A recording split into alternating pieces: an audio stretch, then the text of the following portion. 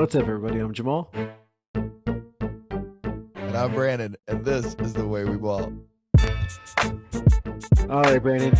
Late start to everything. It's been a crazy, hectic day. I have people over, so if you hear some background noise, apologize for that to all of our listeners. But welcome back, Brandon. It's good to have you back. It was different doing this solo dolo. I liked the solo segment. I feel like we need to do more of that in different ways. I enjoyed the listen. I thought you carried the show very well. So kudos to you. And yeah, man, sports world continues on.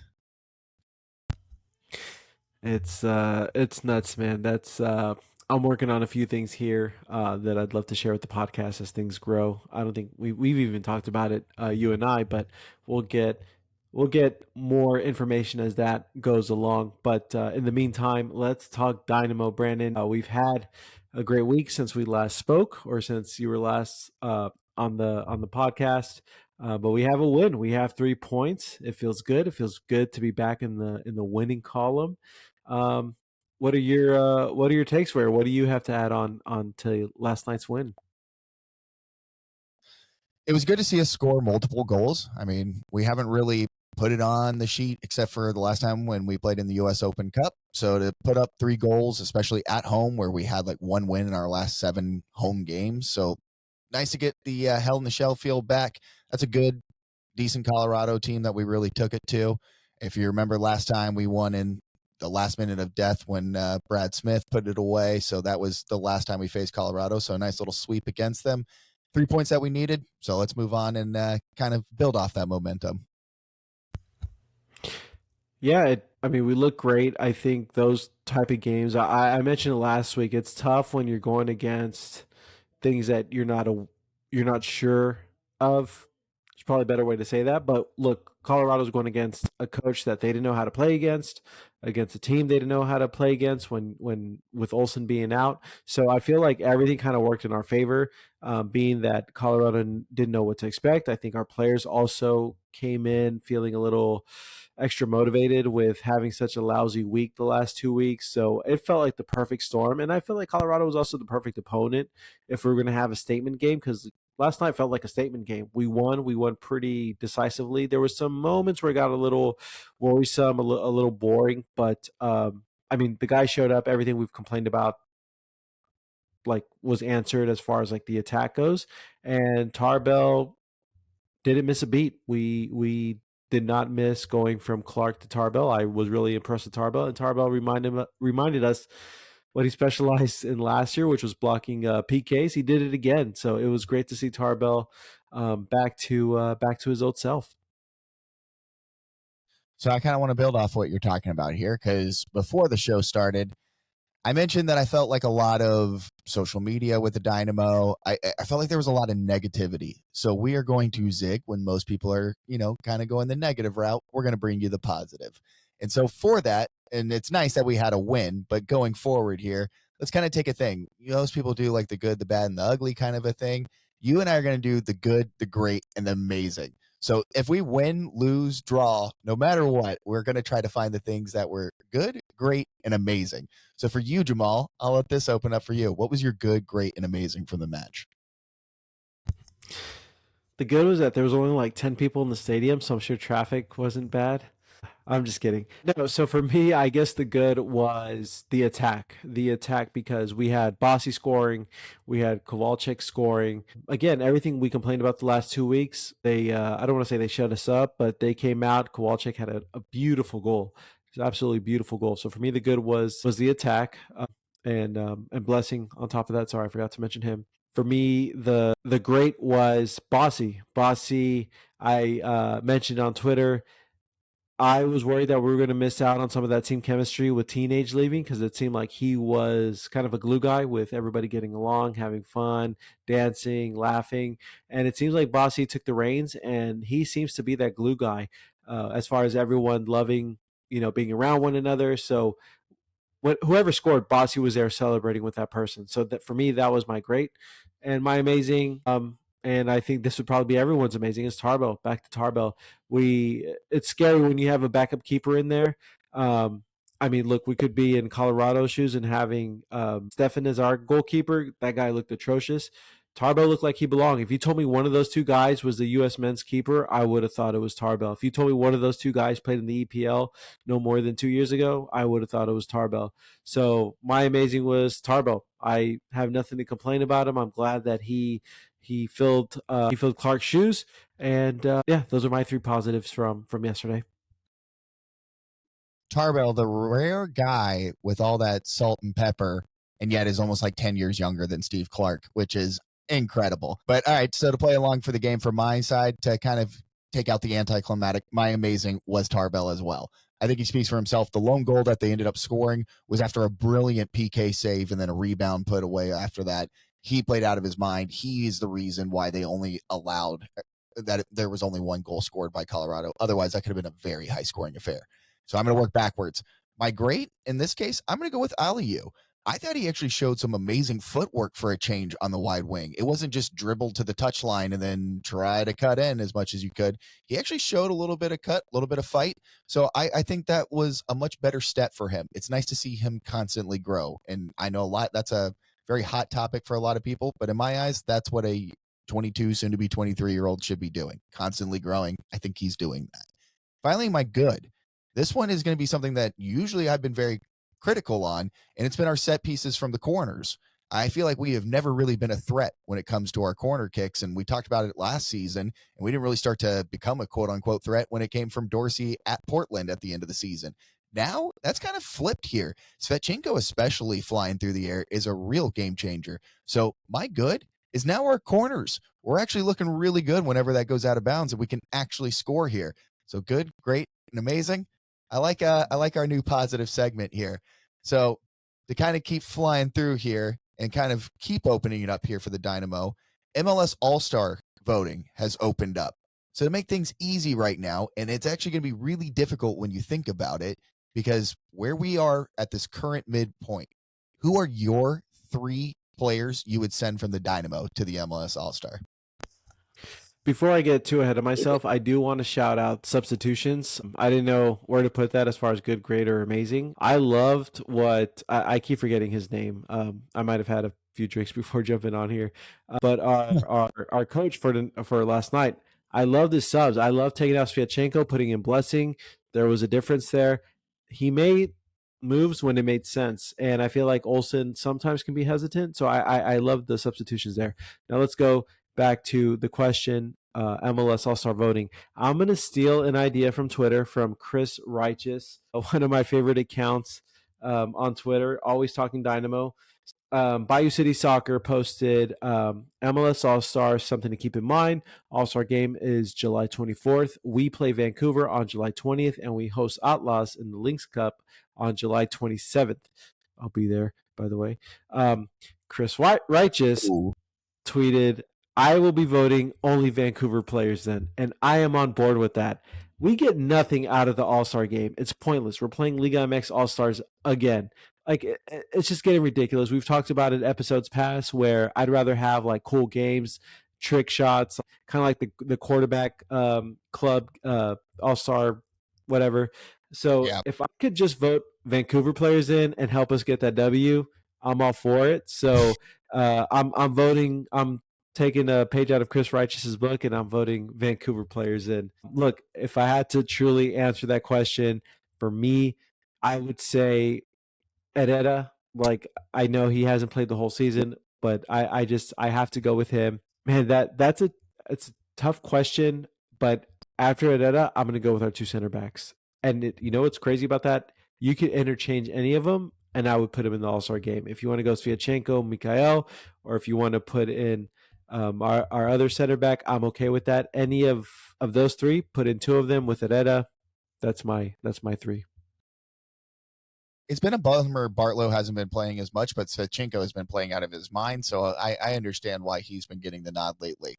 Looking at my three here, I first start off with Mikhail. I think he has been our most solid player this season, and without him on that back line, we would be in deep trouble. That guy is really, really good in the future. I'm also going to take Aliu. I know that's a shocking take as well, but again, without his production up front, we would have 0 goals on this season. So he's actually been our most productive player in terms of goals scored. And when he's been on the pitch, and you probably break down his statistics, I'm sure I can find all the stats that make it seem like he is a goal scoring machine. You know what I mean? But I think overall, he's earned it. My final guy, Steve Clark. Without Steve Clark in goal, I think I've been hypercritical on Steve Clark. Tarbell also is somebody that looks like you can kind of slot and play, but Steve Clark has made some saves that are career highlight material. And I think in just kind of not how great we've been this season, or just mediocre is probably the best way of putting it. Steve Clark gets in. So those are my three. They move on into the All-Star game there.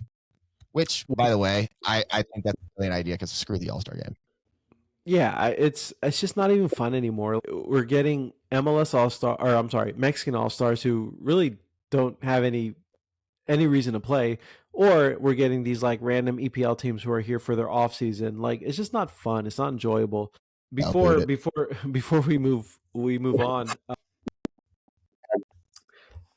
was going to tell. Oh, one thing that this Dynamo team has taught me is like don't get too highs when things are going great, and don't get too low when things are not going so great. This season, at least I've learned. I will say I really liked what we saw from Aleu yesterday. If I can get that week in week out, I'm okay with that. I'm okay with that being a starting MLS winger.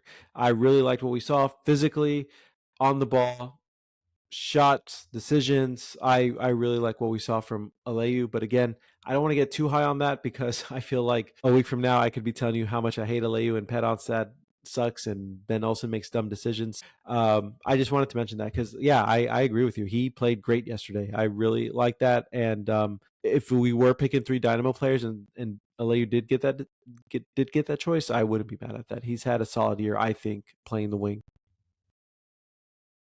He's earning more spots, and I think people are hypercritical because in the end, he wasn't even supposed to be our everyday striker. It was supposed to be Sebas, and he was supposed to be the backup. And the fact that he's come in and been solid, not supposed to be our left wing either. That's supposed to be Keone's. But on and on and on. I think he's earned it. Let's move in here now to our next one here, where we're going to crystal ball it. We look at a prediction here. We travel to Portland on June 1st. The kickoff again, that West Coast time, 9:30 again, 9:30 p.m. Going to Portland. It usually never was in our favor. Last time we were there, we came in with a gritty road win. Well, we going to do that again? I don't think so. Portland is coming off 2 weeks of really strong showings. They beat Austin 2-0. Austin, I thought, was going to take that game. Portland took that in Austin. The fact that we have to travel all the way to the West Coast, I feel like it's tougher going to the West Coast, going 2 hours back than what it is going East Coast. The fact we're going to the West Coast, we're playing in Portland after a very strong showing against a successful Austin team those last couple weeks. I don't feel confident. I'm going with a 1-0 loss. Amazingly, we've been really good on the road, especially on the road against teams that are typically very, very good at home. Sporting KC, Minnesota United, and we've gone into those places and put it on them. If you look at a LA Galaxy, we owned that first half, and then Galaxy second half took it to us. So I actually like our chances going into Portland, especially off that last win. If you remember around this time, this is when we started to gel together and really become a strong, united team. I think we're starting to see that around the globe. Hey, oh, that's a little bit early. I think we're starting to see that coming. That was my fault, actually. Not even on producer Shay, so I can't even kill him on that one. I was about to set it up too. So I'm going to go with the prediction that we win 2-1, and that's going to be a Dynamo victory and a huge 3 points on the road. And now, Jamal, it's time for one of our most famous and favorite segments here, Ball in around the globe. where we take a story in the soccer world from around the world and we bring it to you.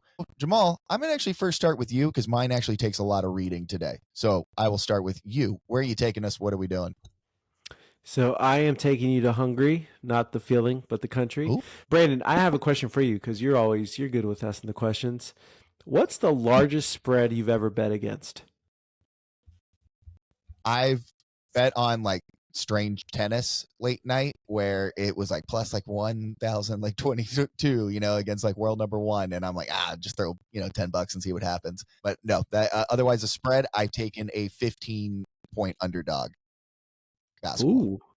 Well, if you're ever interested, you can bet in Hungary. So just this week, a second place under -14 team in Hungary needed to win their final game by 42 goals to win the title. They then overcame the incredible odds and won 43-1. Investigation was immediately launched after the match. Yeah, there's no way. 43 There's to something 1. there. Oh, I'm sure team ownership put in a bet, and yeah, it was the funniest thing. So like I'm reading the first half, right? I'm like, dude, there's like when I see the odds, I'm like, okay, this is a story because something crazy happened. And then you see they needed 42 goals to win. And then as you keep reading it, you're like, wait a second, something fishy's coming up. It's just one of those things that like only in Eastern Europe, right? Like, soccer is one thing. Eastern Europe soccer, it's a whole other thing. So that's one of those stories balling around the globe that will only happen in Eastern Europe. And that's because I watch a lot of Central American soccer. I don't see this happening in Central America. No, hilarious. I came across that story as well because I was just like, you've got to be kidding me. But I think we should follow up with that story again once they complete that investigation because there's no way. Don't hit the exact score line you need to move on. Like, then just blow it out, right? Make it like 100-1. So that way they can be like, wow, they really killed him. But to make it on the nose, that's how you know it's so fishy. Like, no way. So Well, yeah, I think it's that will be funny looked into. because whoever was like involved with that was like, well, give him a goal so it looks believable. It's like one goal. Are you kidding me? 43-1. Yeah, right. They're like, if we lose 42-0, then they might be suspicious. It's like, get out of here. Go like 52-10. Like whatever it needs to be, just not the exact one. All right. Well, for my case here, we're going to travel around a little bit different places. And as I mentioned, there is a bit of reading, but to me, this is one of the most interesting stories to come across. FC Barcelona legend Gerard Piqué has raised 65 million for his new soccer league, the Kings League, and everyone should be paying attention to this. Rather than try to buy his own team, Piqué developed an entirely new model. Piqué and his business partners bought an abandoned warehouse in Barcelona. They then held open tryouts, drawing 11,000 applicants and eventually picking 180 players to enter a draft in the NFL or NBA style. The games are 7-on-7 rather than 11-on-11. The matches are shorter, 40 minutes versus 90 minutes, and all the games are held on Sunday instead of spreading them out throughout the week. But the real genius is the league's distribution strategy. Rather than creating a single entity structure where Piqué and his partners run all the teams, they strategically pick streamers to partner with on the project.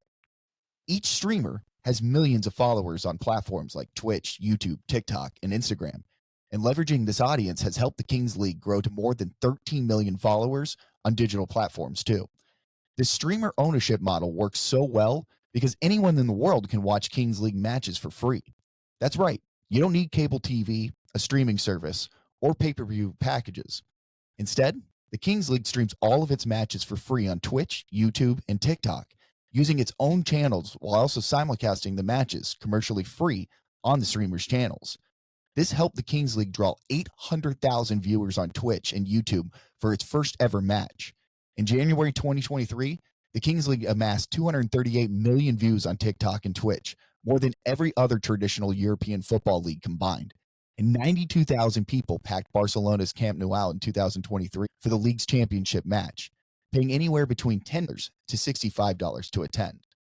So Jamal, pretty interesting way to do this, right? Like, talk about you cut out all the cable providers. You don't need to pay any, play-by-play guys. It is literally just run and theoretically distributed amongst all these Twitch famous people that have insane cult-like followings.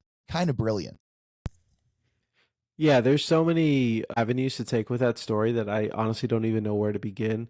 Let's go with the Twitch/streamer aspect.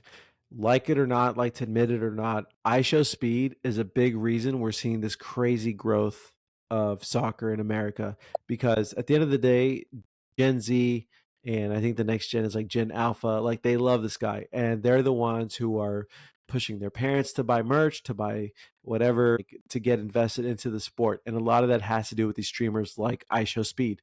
Again, like him or not, you have to admit it, facts are facts. He moves the needle one way or another. It was brilliant to work with streamers. I remember like to go back again to my days working in the USL. There's a popular YouTuber who we were really close really close to getting sponsor our third jersey, our alternate jersey. At the end of the day, we ended up working with Sea Turtle, a Sea Turtle charity here in South Texas, and it was great. But I see the vision in that, and I believe there's something there because YouTubers, streamers, they're the new Hollywood A-listers. Like these kids flock to them, and they don't just flock to them, but they buy and they follow them, and it's insane how much they can again move the needle. That's the first thing. The second thing, 7-on-7 soccer is crazy. It's blowing up. So there's that TST tournament that is hosted every year in North Carolina, and you're having celebrities put in teams. You're having teams put in teams. Wolverhampton put in a team last year. Wrexham put in a team last year. Clint Dempsey put in a team last year. This year, it's even bigger than last year's. So I think that PK one is smart about working with these streamers, but he's also smart and like, okay, everyone's investing crazy money in traditional soccer, football, whatever you want to call it. And it's getting to the point where regular folks are being priced out. So he's like, okay, I'm going to look into this new project, this 7-on-7. And again, we talk about Gen Z. These kids don't have attention spans. It's tougher for them to watch 90 minutes of soccer, of passing it back and forth. And 7-on-7 is fast paced, nonstop. I could see 7-on-7 soccer really, I don't want to say it's going to overtake the traditional game, but I could see it getting really popular, especially with the younger generation, because it's fun, it's nonstop, and another thing, it's easier to play. I can get a pickup 7-on-7 game much easier than you can get a traditional 11-on-11 game. Pika is it's a good move on all aspects, so I really like that.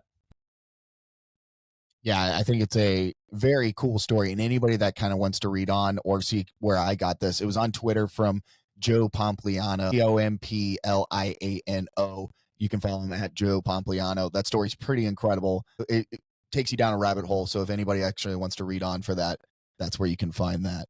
But yeah, I'm with you. Everything that you mentioned there, very interesting stuff. Now let's move on to our favorite thing here. And sorry, as I'm really fillering here as I'm pulling it up here, but let's go into something now. We call it Ball in or ball out. ball in, ball out. Essentially, what that means is if you're ball in, you're for it. If you're ball out, you are against it. Our first one here for you, Jamal.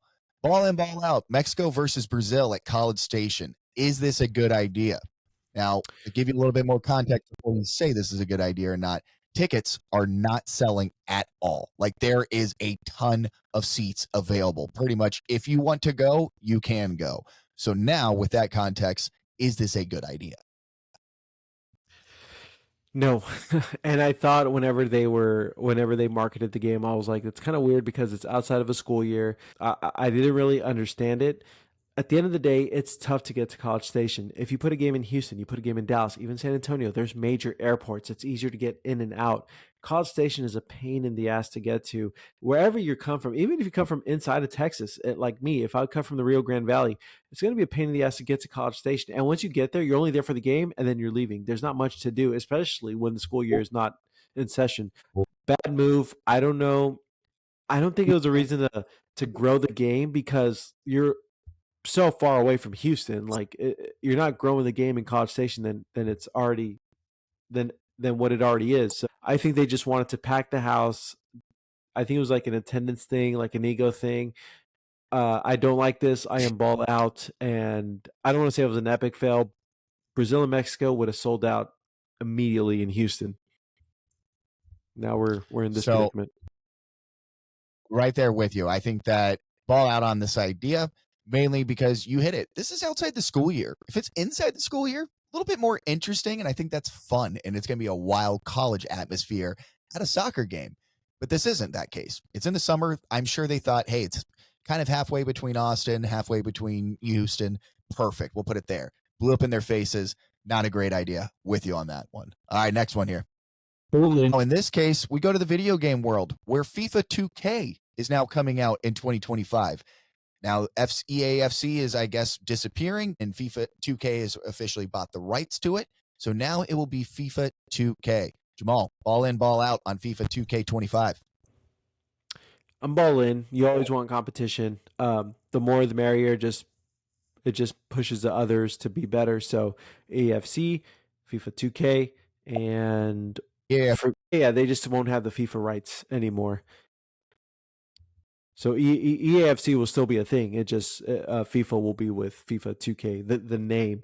Now, where it gets tricky is like this year, if you've noticed, EAFC, you don't have the Mexican league. So that's where I get it gets tricky because, you just want all the teams in one platform so you can pick. And I mean, I like to mess around and look at different players, look at different teams. Um, we'll see. But again, I like competition. Competition grows, makes everyone better. I hate to I hate to bring it back to wrestling back there. But when WWE had no competition, it was the worst it's ever been. I didn't watch for nearly a decade. AEW came into the picture, and both places are thriving. WWE it's having the best year it's ever had since like the Stone Cold Steve Austin era. So I think we could see this with EAFC. I don't know if you've played this year, Brandon. It's rinse and repeat of like the last 2 years. There's not anything new. A lot of people don't like this year's version of EAFC or the old FIFA. But with 2K coming in and they do a great basketball game, I think it's only going to better the product for the consumer. So I am ball in on this move. So you said something that I will disagree with. A great basketball game used to be a great basketball game. 2K is not what it used to be. That game has just fallen off a cliff. You know what else was similar to that? FIFA. Year after year, it was just an upgraded thing that didn't really change. That's exactly what 2K happened. Look at the rest of 2K games. Top Spin is fine.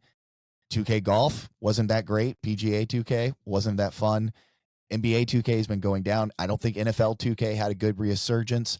I don't know if I trust them now with FIFA. And that's out. Man, producer Shay, I keep screwing up big time, and we keep giving you shit every time you do it. But doing it from my phone has made it worse. I saw the fun before you move on. I saw the funniest tweet, and I mean it's funny that we're talking about games now. But so NCAA is coming back. I don't know if you saw that. EA is bringing back NCAA, and the tweet was like, EA is going to be devastated when they find out these millennials playing NCAA just play career mode offline and don't do the microtransactions because like that's all that kids do now. And it's funny. And I think that's why we've seen a dip with a lot of these games because they don't care about the gameplay. They just care about the microtransactions, the ultimate teams. So yeah, I mean, again, I hope they focus on the bread and butter of it all. But man, microtransactions, I think more than anything kind of killed the experience. I agree with that. Yeah, and you're exactly right for that one too. All right, let's move on to our next one. Or ball out. So, ball in, ball out here. The Dynamo should make a move for Paolo Mascheroni in the offseason. You ball in, ball out for that. Man, that's a loaded question.